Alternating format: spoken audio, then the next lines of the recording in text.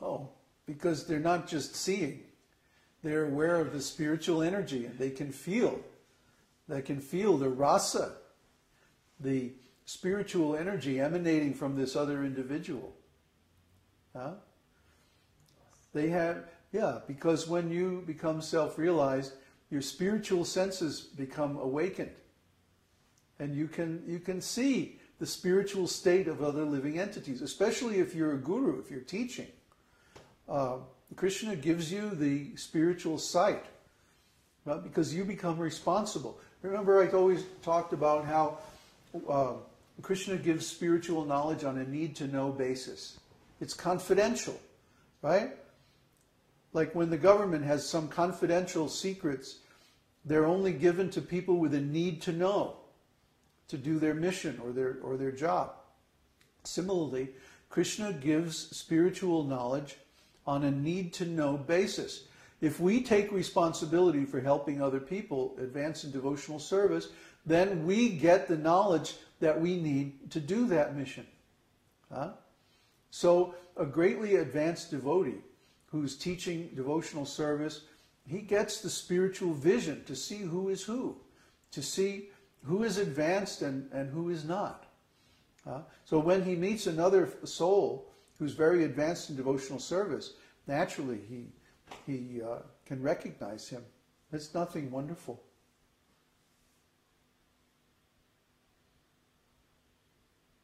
Okay, that's it. That's question. Kanai? Śrīvāsādi, he said, was the greatest devotee of the Lord, and Advaita had similar aspects of Lord Shiva. I thought Lord Shiva was the greatest devotee of the Lord. Well, like in what context are we saying that, right? So when Lord Advaita appears, he appears as an Ācārya. Ācārya means one who teaches devotional service, and specifically one who founds a disciplic lineage. Like Srila Prabhupada is known as the founder Ācārya, because he established a special lineage, a special branch of Lord Chaitanya's disciplic succession. And that branch is all very powerful, and it's going to last for a long time. Similarly, Advaita, he started a branch of disciplic succession, which is still going on today in India. Unfortunately, it's become a little corrupt, because they're saying that you have to be born in the family of Lord Advaita to be a guru. And of course, actually Lord Advaita did not accept that philosophy, because he, for example, accepted Haridas Thakur as the Ācārya of the holy name, and Haridas was born in a Muslim family.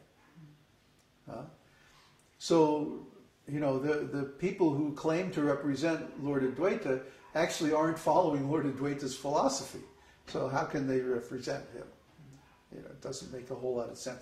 But anyway, he's an Ācārya. So within that context in which he appeared, at the time when he appeared, he was the greatest devotee of the Lord. He was like the most prominent disciple of Madhavacharya.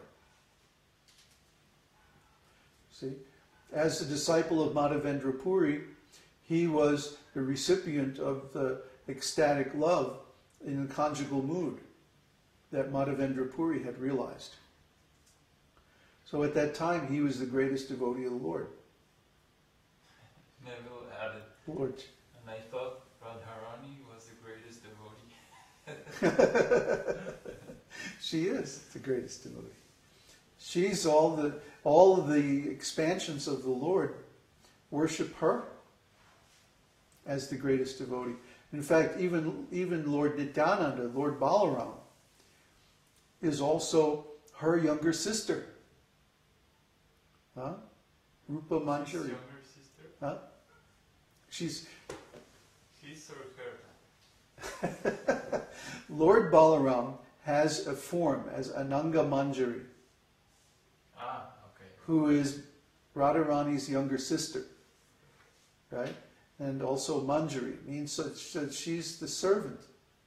See, so even Lord Balaram takes lessons from Srimati Radharani. how to worship the Lord, how to serve the Lord. She's the greatest devotee. So in what context are we talking? See? Greatest always means within a certain context, compared to something.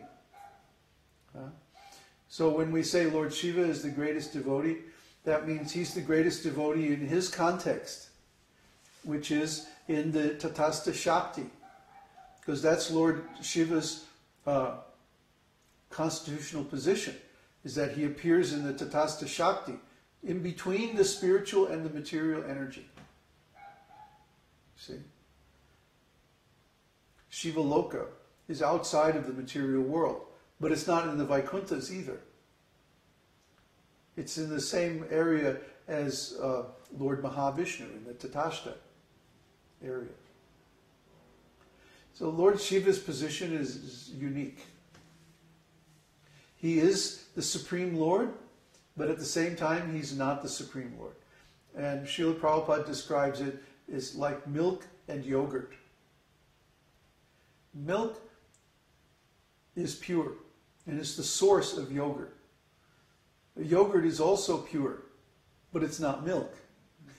There's nothing but, the only ingredients in yogurt are milk and some little culture. But because of this, you can't say that yogurt is milk. It's not milk, but it's only milk. So similarly, Lord Shiva is the supreme, but he's not supreme. Because he's in contact with Maya. Maya is like the culture that turns the milk into yogurt. See, Lord Mahavishnu, even though he emanates the material energy, he's not in contact with it. But Lord Shiva is in direct contact with the material energy. Therefore, he cannot be worshipped as a Supreme Lord. So then what is his position? He's the greatest devotee in the Tatastha realm. Question from Swati. Following the example set by Advaita Ācārya, can we pray Krishna to come to this world again to set it straight? The world is in a worse condition than it was then. Yes, Krishna has appeared as his holy name. So that's another answer to, is Krishna going to appear in Kali Yuga? Yes, Krishna appears as his holy name. Krishna. Yeah, Krishna. Krishna is there in his holy name. You can feel it when you chant. Krishna is there. Yesterday when we were talking to the Mormons, Uddhava just said the word Krishna, and I'm like, after talking, and Uddhava goes, Krishna, and it was like gold dust falling in my ears, like, I'll say it again. Yeah. Well, we were talking some time ago about the Mormons and how they base their whole religion on some gold plates that came from some angels. Oh, well, great. Let's see the gold plates. Oh, the angel had to take them back. Yeah, in case someone would scratch them. We don't know why the angel took them back. But somehow or other, the gold plates don't exist anymore. So they're basing their whole religion and their whole lives and everything on some one man's word. There were no other witnesses. There was no corroboration. There's no evidence. By himself in a field. Yeah. Yeah, okay. Yeah. He was out there in the field hunting mushrooms or something like that. Yeah. And hunting, I will go. So anyway, we don't know how these people can take one man's word for this outrageous proposition. Now, we're saying things that are similarly outrageous, that God is present in his name and stuff like this. But we have hundreds and thousands of witnesses and corroboration throughout all the scriptures over thousands of years, and many, many, many examples of how Krishna really is present in his holy name. For example, in Srimad Bhagavatam, the story of Prahlad, the story of Dhruva Maharaj. So many great devotees who simply chanted the holy name and God appeared to them.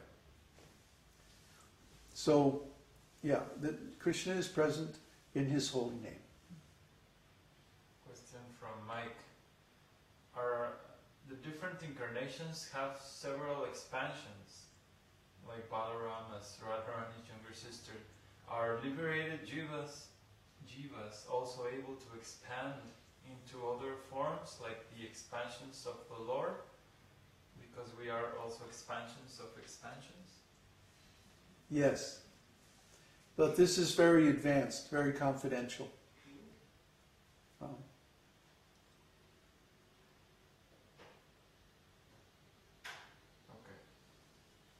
Any more questions? Thank you. Okay, thanks.